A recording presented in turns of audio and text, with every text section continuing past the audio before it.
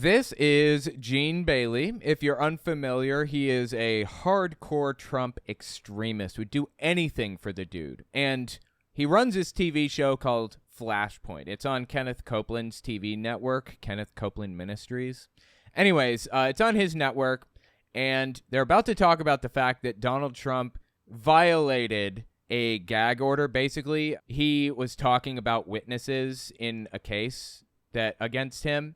And that's like, you know, if somebody else did this, they would be in prison right now for this. Seriously. The only reason Donald Trump is not in prison for talking about witnesses and attacking people in his case is because he's Donald Trump. That's it. Anyways, of course, these people, Kenneth Copeland and all of his little minions are really, really upset that Donald Trump has the possibility of a gag order being placed on him where he's not allowed to talk to or about the witnesses in one of his criminal cases or civil cases or whatever. They're super upset about it, and they're going to talk about it. So let's give this a listen, see what he has to say. This is Gene Bailey. He's the host. And while we do, we're going to play some Breath of the Wild, too, just kind of riding around getting some light roots and hitting shrines and stuff. So if you've never played it, it shouldn't bother you too much. It'll be in the background. But yeah, let's give this a listen. Look at this. Benny Johnson posts this tweet, and we'll kind of continue with the Trump line story. Trump hit with a limited gag order forbidding him from talking about Judge Arthur Engoron. And wait, isn't Benny Johnson a complete nutcase, a right-wing extremist nutcase? I'm pretty sure he is. Trump hit with a limited gag order forbidding him from talking about Judge Arthur Engoron and court staff. What's the purpose of this? To protect the judge and the court staff in his criminal case. I think it's a criminal case. He's got criminal and civil cases against him right now. The point is, it's to protect the people involved because Donald Trump has control over a disturbing number of extremists, and all he has to do is call for the death of somebody, and suddenly somebody will do it. Some crazy nutcase will do it. That's why they gave Donald Trump a gag order, or why they're even talking about a gag order. I don't know that they even gave him a gag order. Well, why would they issue this gag order? Oh, it's petty, man, and you know we've talked. It's not petty. It's for the protection of the people involved. It's psychotic that they can't possibly not know that Trump has a disturbing degree of control over a whole bunch of extremists. They can't not know that, right? They must. I mean, there are some of those extremists. They're just looking for an excuse to defend Trump from this, seemingly. About this before and with other cases, how much I dislike gag orders in any case. I think freedom of speech should allow you to talk about any case at any time publicly. So what's happening is Trump is intimidating witnesses or intimidating people involved in the case. This guy is saying he believes that anybody should be allowed to intimidate witnesses if they want. That's what he's saying. I mean, really think about how absolutely absurd it is to say something like that, honestly. What a ridiculous thing to say. Yeah, people should be allowed to intimidate witnesses if they want.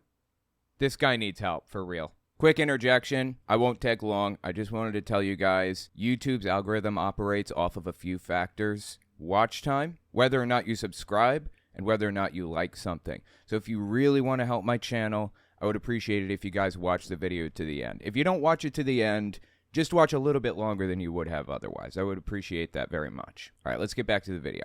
But this whole thing, man, think about it. This judge is such a leftist hack. There's a video going around right now showing him in his own words about 7 years ago talking about how he gets to overrule jury decisions based on his emotions and based on how he feels. That's the type. Yeah, I have no idea what he's talking about, if this is real or what's going on here. This does not sound real to me, but okay. Type of guy we got on the bench here. And of course, as we know, we talked about this, I think it was last week or week before last, about this particular case. Who's the injured party here? I mean, even if Trump... Who's the injured party? Are you kidding me? The gag order is designed to protect people, or protect the judge and others, the staff, from extremist attacks that Trump most definitely has the ability to orchestrate. Absolutely. That's what the gag order is for. Are you kidding me? Who's the victim? And by the way, victimless crimes, quote unquote, are still crimes, and there's still good reason for them to be crimes. I should probably back that up because some people disagree with that position. Let me think of a good example of a victimless crime. Drug use is a victimless crime, technically, but it leads to societal dysfunction and collapse if it happens enough. If a town is filled with enough drug use, it will cause an obscene amount of problems for everybody involved. Robberies and attacks and burglaries and murders and blah, blah, blah. All that stuff goes up when drug use goes up in a town. So technically victimless, you're using a drug, you're doing your thing, you're not hurting anybody else. But statistically, attacks go up in the town. Bad situations happen more often. And also, you're the victim. Almost no crimes are really truly victimless. I think most crimes have at least one person as the victim, you. Now, you can argue that you should be allowed to make your own choices if you want, but on certain things, I don't think so. Drug use is bad. I mean, I come from a drug use background, and I have a degree in substance abuse counseling, and I feel it's important to not use drugs. That's a good example of a quote-unquote victimless crime that is still a crime and still should be a crime. Well, it shouldn't be a crime. I mean, we should deal with it in different ways than we are right now. I'm just saying it shouldn't be accepted in society. Thought more highly of his properties and the value of those properties than other people did. Who was harmed? None of the banks were harmed. Nobody that loaned money in these cases were harmed. Everybody. Okay, so let me explain what happened. This is the case. Donald Trump got some assessor to claim that Mar-a-Lago is worth $18 million. He's keeping two sets of books.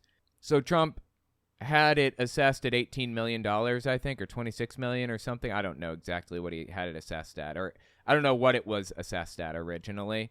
And he used that for tax purposes. So he had to pay a much lower property tax rate. You were harmed. As a citizen of this country, you were harmed by that action. Donald Trump was getting away with not paying the taxes that he duly owes. And then he turned around and told the banks that it was worth way more than it actually was, which gave him the ability to get loans much, much easier, much higher loans based off of the equity that existed in the house. I think I'm using that correctly.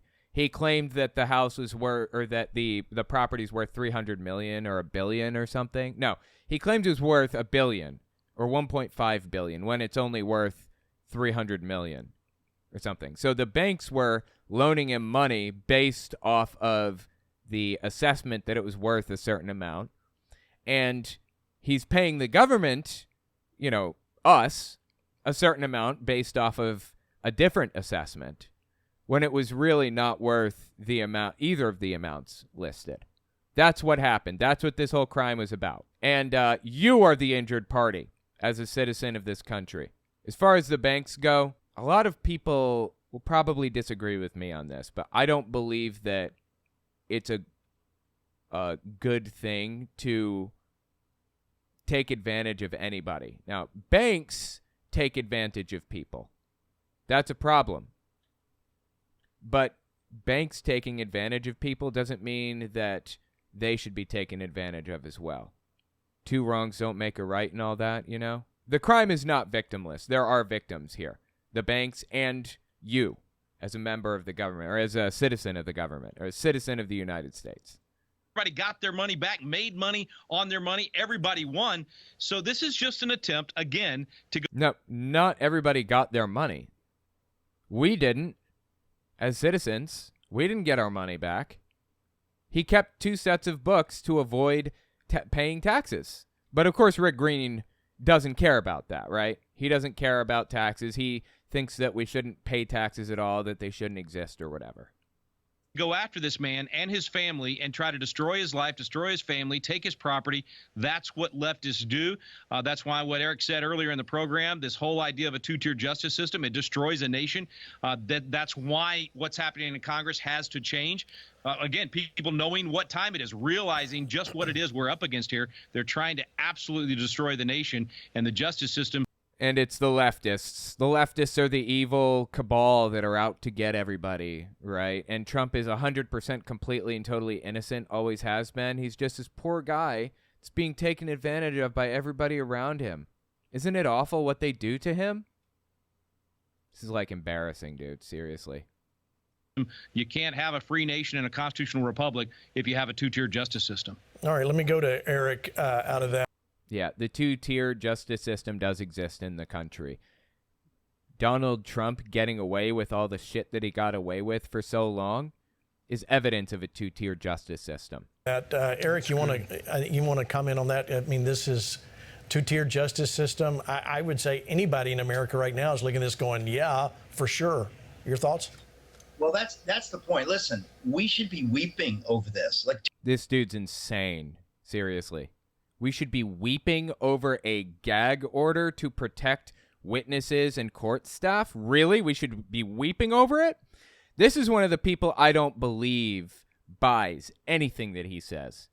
I think he is cynically using this to get himself further, honestly.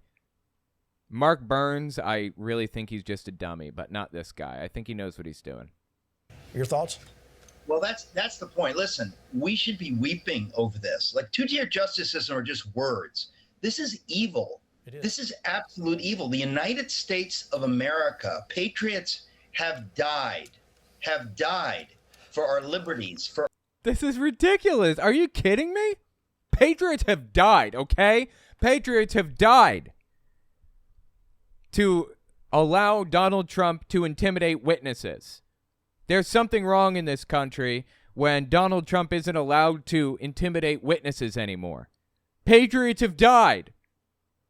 This is like, who was it? Was it Mark Burns in another episode? He's like, transgenderism, okay? Transgenders.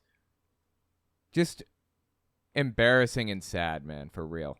A system of justice, the idea that people would be abusing it to this point, the idea that we would have judges like this judge so high-handedly behaving, it is inconsistent with who we are as an American people.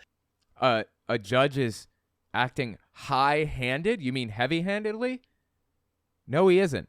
He is protecting the court staff involved in this case. He's preventing Donald Trump from intimidating witnesses. This is a joke, dude. Seriously. It is a grievous thing. I can only praise God that he is exposing this, and that there are going to be Americans today, every day, who have been on the fence. They see these things and they finally wake up. That needs to be our prayer. Yeah, that can be a prayer all you want. I don't think it's going to happen. As he's saying here, I don't believe that Trump is not moving up in the polls every single time something happens, every time he's indicted or every time whatever. He is staying in the news cycle, however, and that's what he wants ultimately. He just wants to be in the news cycle, good or bad. So Trump is getting what he wanted out of this ultimately. But either way, the judge should absolutely issue a gag order. I completely agree with that decision. Those who can be awakened would awaken, because what we are seeing is astonishing. We need to be astonished and grieved, and we need to weep that this nation, under God, has been allowed to come to this place. And if you're... Wait, this nation under God has been allowed to come to this place. What a bizarre thing to say. So is this God's fault? Is he blaming it on God or what? You're not in the fight to change this. If you're going to a church that is not in the fight to change this, get out of that church. We need to be all in. This is about justice. These are sacred principles that have been eroded to a point that I never dreamt in my life we could see such things. These people are psychotic, for real. That is absolutely insane. Yeah, and you know, you wrote that book, Letters to the American Church. I gotta tell you, Eric, I am. Yeah, the book he wrote, Letters to the American Church, it was a blueprint to extremism, to make people more psychotic, basically. American Church. Oh yeah, and Hank Kunneman, I believe, blessed the book and claimed that Metaxas was a prophet of God, and everything in the book was evidence of him being a prophet. All kinds of psychotic stuff. Seriously. I gotta tell you, Eric, I am still shocked. We make some headway with the church in America, but it seems every time we make some headway, I'm stood up and face to face with someone that doesn't want to offend either their Democrat parishioners, or they want people to not mix politics with the church. I mean, it doesn't. Well, you can be a right winger and not be psychotic. It's possible to be both. It's possible to fulfill both roles. To be just largely a normal person and also believe taxes should be lowered or whatever. These people don't hold any policy. There doesn't seem to be any policy involved here. You know what these people believe in? Extremism. Destroying the fabric of society to take out all the transgenders, quote unquote, as Mark Burns would say. Insane. It seems like we've really addressed the issue at hand, or we're actually ignoring what's going on. Explain about Letters to the American Church and how that addresses that. Oh, wow. They're giving him a chance to talk about his book. Fantastic. There's a stupid plant in the way. What's going on? Explain about Letters to the American Church and how that addresses that. Well, I mean, the thesis of my book, Letter to the American Church, is that the silence of the American church in the face of evil. Wow, I guess they're just going to give his book a shout out. Today is precisely the same as the silence of the German church as the Nazis were rising in power. Are you kidding me? Are you serious? You're telling me that you believe that churches not being extremist nutcases is turning the United States into Nazi Germany? Really? This is insane. At the time, Christians at the time could have claimed, they said, look, we don't know where this is going. We think we'll be fine. We don't think it's time for us to get political and divisive. It was precisely the time. If you were tuned to the Spirit of God, you would have known. You would have had the discernment to say, we need. No, I'll tell you what churches should have done and what some of the churches did do in Nazi Germany. Churches should have stayed completely out of politics, 100%. Totally out of politics. And when people were in danger, protect them. What any good, decent human being would do. Help people get out of a bad situation that they were in as a result of an extremist state. By the way, these people right here that we're listening to are of the same form as the people in Nazi Germany, in all seriousness. I say that without any irony. These people are fascist extremists, just like the people in Italy were, just like Mussolini was, the creator of the fascist party, just like Hitler was, fascist. Extremists looking for any opportunity to hurt the people around them and take control of everything, take control of the government. That's what it's all about with these people and with the Nazis. To be all in against the evil that is rising. And if we who are the church do not stand against this evil, God will give us over to ourselves. The nation will be in ruins. That's what happened to Germany. That is exactly what is happening today. So I say to This is absolutely embarrassing and sad, seriously. To claim that Republicans are like Jews in Germany and that Democrats are basically like the Nazis. This guy obviously either doesn't understand history or assumes that you don't understand history. I personally believe he knows exactly what he's doing, what he's talking about, and is setting out to deceive people. That's just my personal opinion on the guy. people, if you're going to a church that does not take these things seriously, that says we don't want to be political, oh, we don't want to be divisive, you need to run from that church as though you're running from a burning building. God has Jesus cursed the fig tree because it was not bearing fruit. Those churches that are playing church, they are not the church. They are playing church, and they are trying to hang on to numbers and people. They're not trusting God to provide for them. They're not trusting God to send them people. They are trusting in horses and in the things of the Trusting in horses? What? What the hell is he saying? flesh. And if you're going to that kind of a church, I beg you, brothers and sisters, get out, find a church where they are awake to where we are in the nation, prophetically. Would you say woke? Is that the word you'd use? By the way, I saw something the other day that made me wonder if this is real or not, right? Check this out. Check out this picture. Hang on. I have like a clips folder, and I also have like images in that clips folder that have proven themselves to be useful in the past and interesting. Here's one of the images that I downloaded just so that I'd have it available. This is a transition from horse-drawn carriages to gas-powered cars in the 1920s. Horse-drawn carriage companies declined dramatically, and cars went up.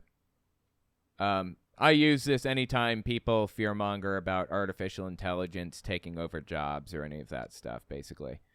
That's an interesting image. Let's see. I found this image the other day.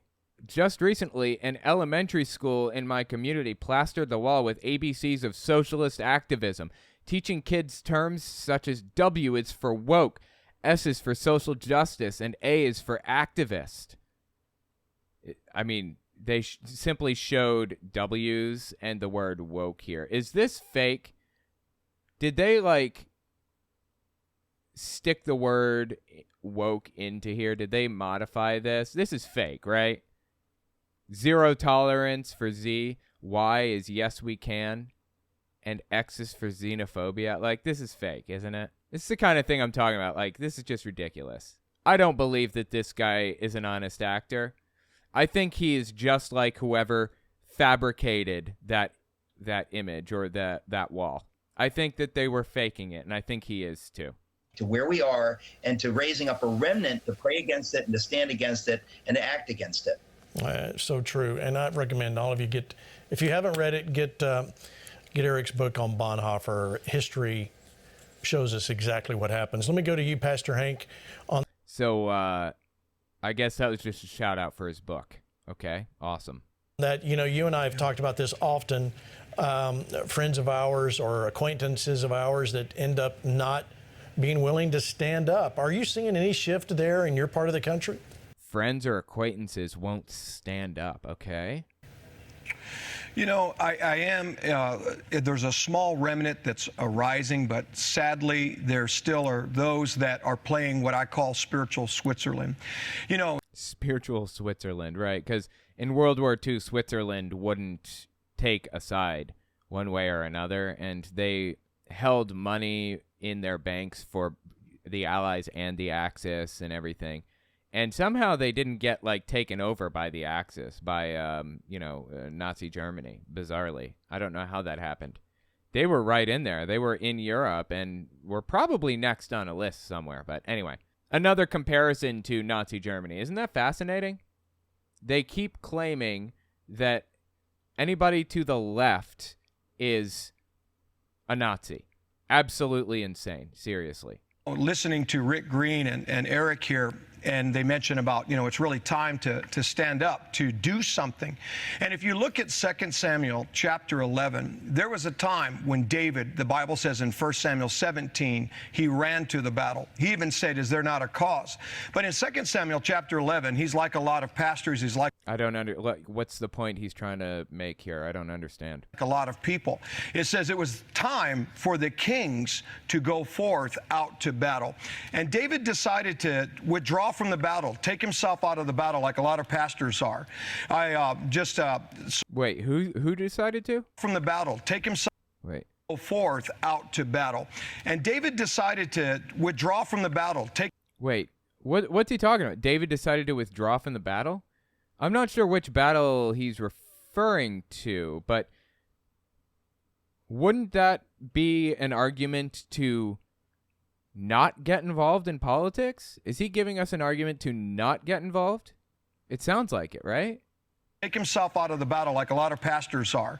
I just saw a pastor recently, and I truthfully lost respect. And they said, I'm just about preaching the gospel. I stay out of politics. I just preach the word. And I thought to myself, okay, I don't believe Hank Kunneman knows anybody that does that. I don't believe for a second that he associates with a single person that is not a Trump extremist. You cannot convince me that he knows anybody like that. While you hand America's future to us who are standing and who are preaching the gospel, and so that you can do what you said is your lane or your calling. But what they don't realize, that pastor, is if he doesn't stand up, and if we don't stand up, he won't be able to preach the gospel. And just like David. Really?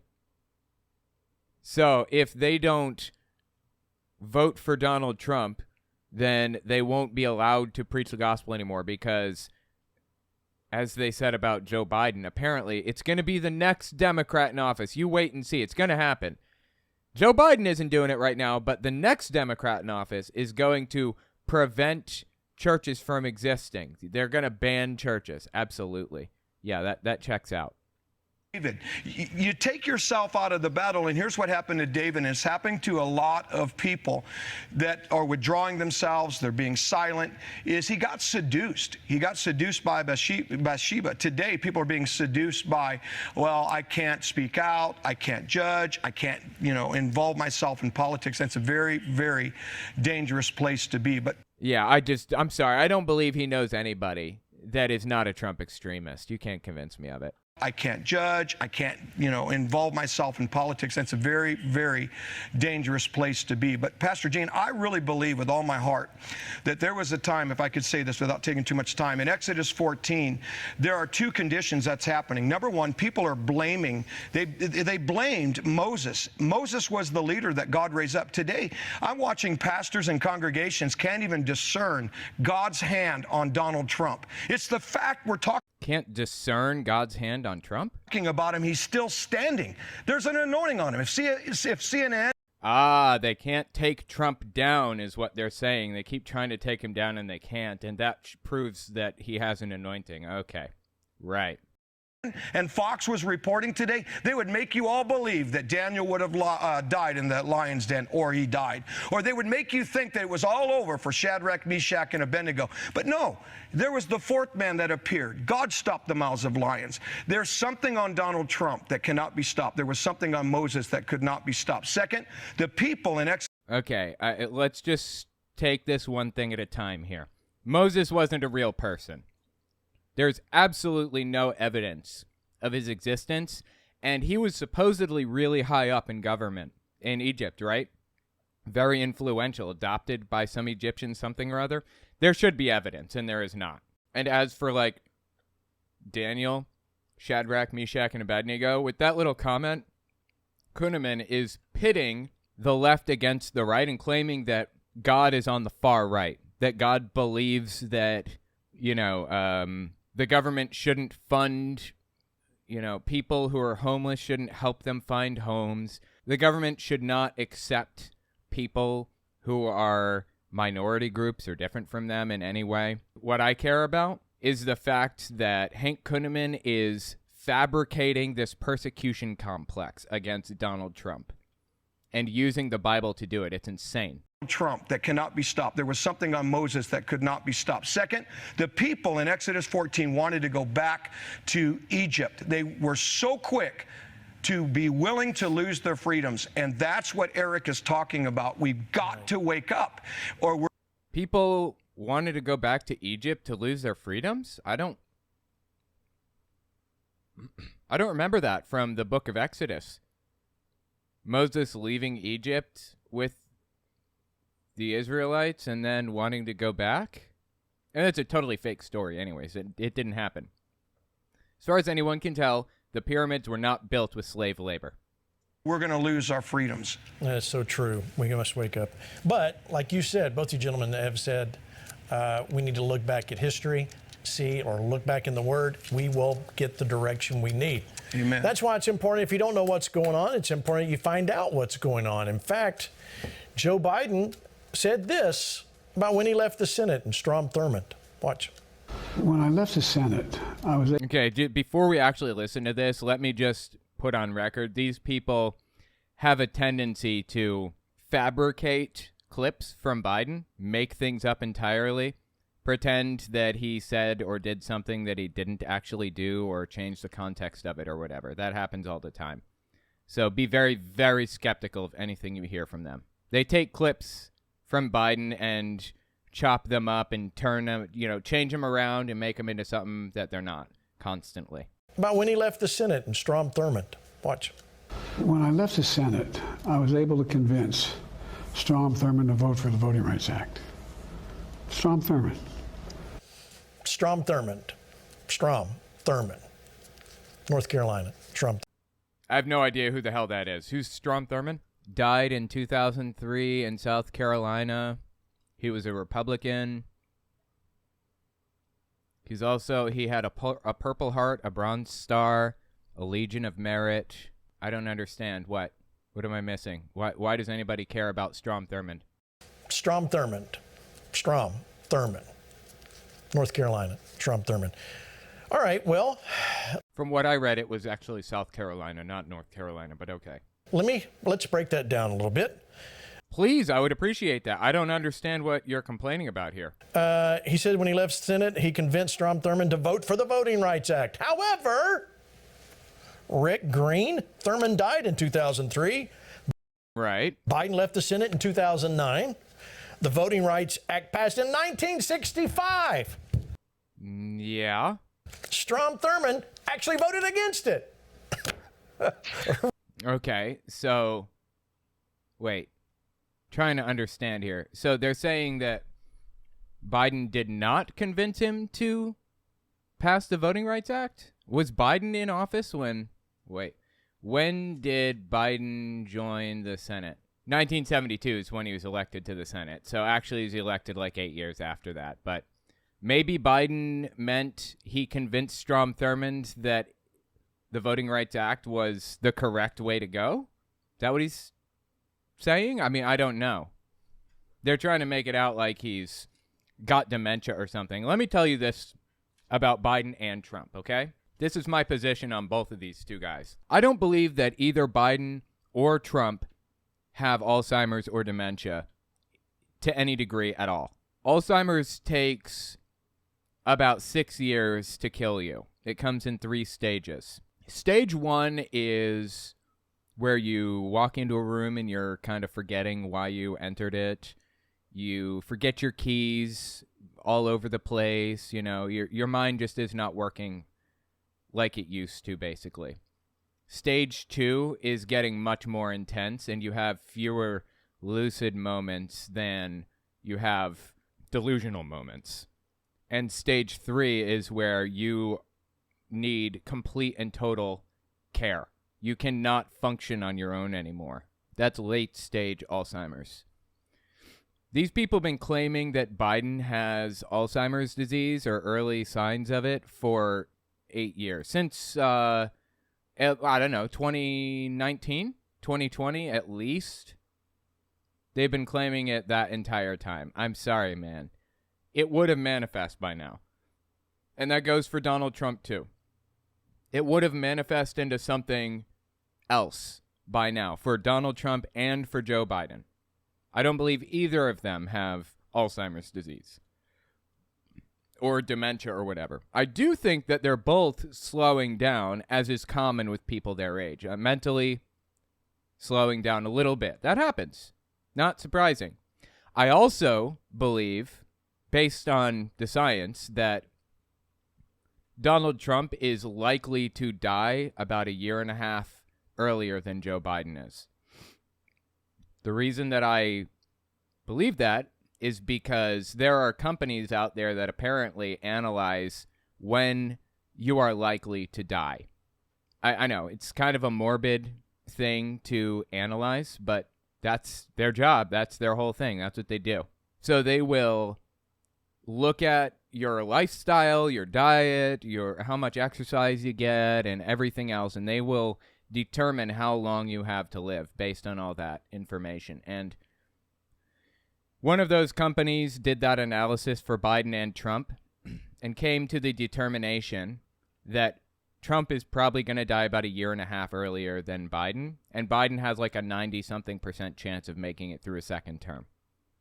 So I don't believe that there's this problem that exists for Biden or for Trump, to be fair. I think that they're both just showing their age, and that's it.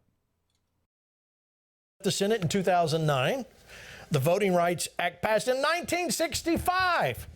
Strom Thurmond actually voted against it. Rick, this is amazing stuff. Again, Biden had a stutter when he was younger. Sometimes he gets his words mixed up. He's done that his entire life. That doesn't surprise me at all. Maybe that's what this is. But he's showing absolutely no signs of dementia as far as I can tell. These people love taking him out of context anyway.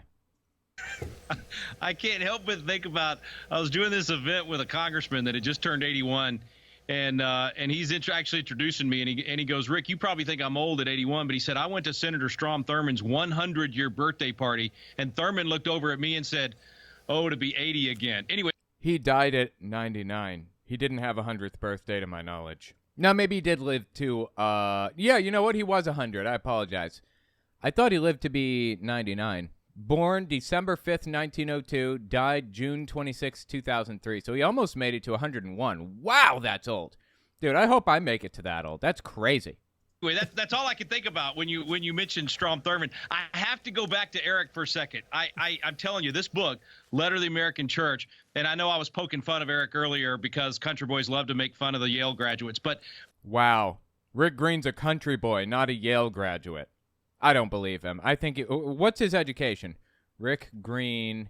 Okay, he got a BBA in finance from Angelo State University, and he got his JD. No fucking way. From Texas Law School, a JD. Okay, if you guys don't know what a JD is, a JD, also known as a Juris Doctor degree, is a step past law school. If you're a lawyer, then you went to law school, right? But most people don't get their JD, their Juris Doctor. That is one step past it. It's like you can teach law school if you have a law school degree. You can teach there. It's, for all intents and purposes, as good as a PhD law school degree is. But Juris Doctor degree is a step beyond even that. And Rick Green has a Juris Doctor degree. That's an addition. That's basically that's 9 years of school and 5 years of interning, to my knowledge. That's crazy. So if he went, I had no idea he had that. That's crazy.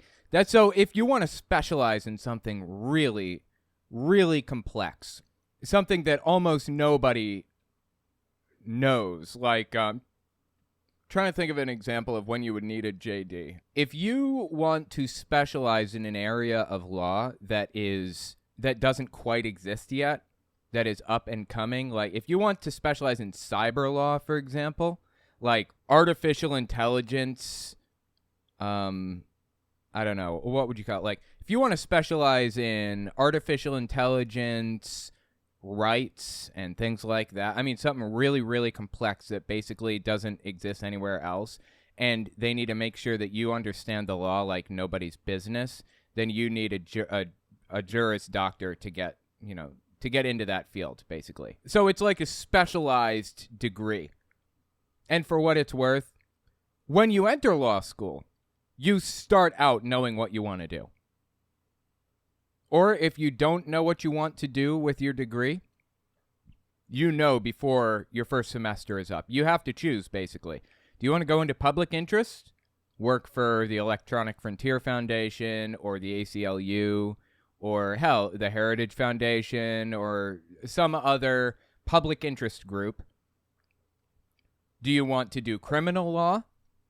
Or do you want to do corporate law, a.k.a. big law? Those are basically the three areas of law that you get into when you enter into law school, and you specialize in one of them. My wife is specializing in public interest. Doesn't make much money, but it's something that she loves. And that's what matters, in my opinion, you know. So you start specializing on your very first semester of law school. And this dude specialized all the way straight through his Juris Doctor. That's crazy. He's absolutely, for sure, a grifter. He knows exactly what he's doing. You can't convince me otherwise. I didn't know that he was so qualified to talk about all the, the Constitution and everything. I mean, he's lying about all of it, but wow. So let's step back and listen to what he said one more time that brought us to this conversation.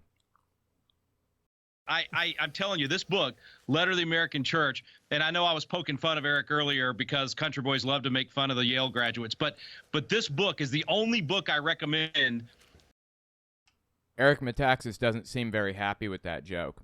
For what it's worth, if Rick Green has a Juris Doctor, he is way more educated than Eric Metaxas is. I'm pretty sure Eric Metaxas is a lawyer, right? Like, he went to law school, but he doesn't have a Juris Doctor, I bet. Wait, Eric Metaxas, education. Yeah, he went to Yale and got his undergrad in English. While there, edited the Yale Record, the nation's oldest college humor magazine. Okay. He lives in Manhattan. No, I didn't know that. With his wife and daughter. Greek on his father's side, German on his mother's, raised in a Greek Orthodox environment. Wow, that's intense. There's a Greek Orthodox teacher at my wife's law school, and professor, and he's pretty evangelical extremist. It seems like they pump those out in that religion. Dude, I don't even think that... Did Eric Metaxas get a law degree? I mean, Yale is known for their law school, but I don't think he went to Yale Law School. I think he just went to Yale for an undergrad. He has a 4-year degree, as far as I can tell. Oh, that's fascinating. So Rick Green, as far as I can tell, went to school for twice as long as Eric Metaxas did. And he's chewing him up and pretending that he is like some big educated guy or whatever. What a scumbag move, you know? I mean, honestly, Rick Green knew that. He knew he went to Yale, presumably Yale undergrad school, just for English. He just has an English degree. And he knows that he has a Juris Doctor degree. That's fascinating to me. For public interest, she can expand by taking any common law courses to open doors for international FYI. Really? I didn't know that. That's interesting.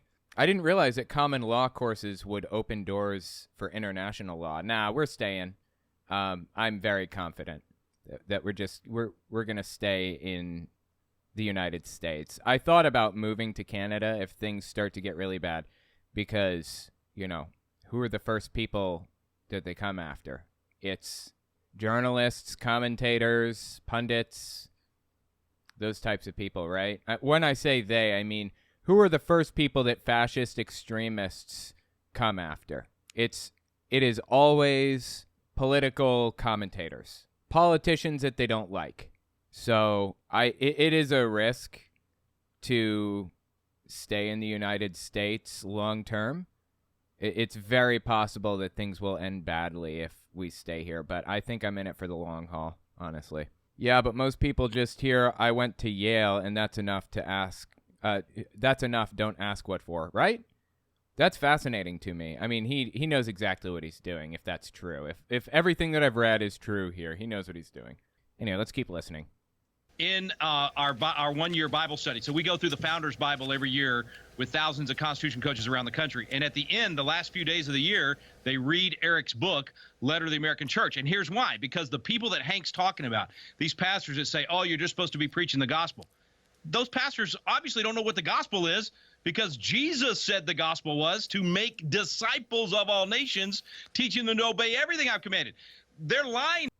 I mean, yeah, Jesus said make disciples of all nations. I don't think he meant take over the world in a hostile takeover. I think he meant just spread the good word. About what the gospel is. They're limiting the gospel to just sharing Jesus instead of actually teaching Jesus and making disciples. And what Eric is doing in this letter is he's giving us these. They're limiting the Bible to sharing Jesus instead of teaching Jesus? Is that what he just said?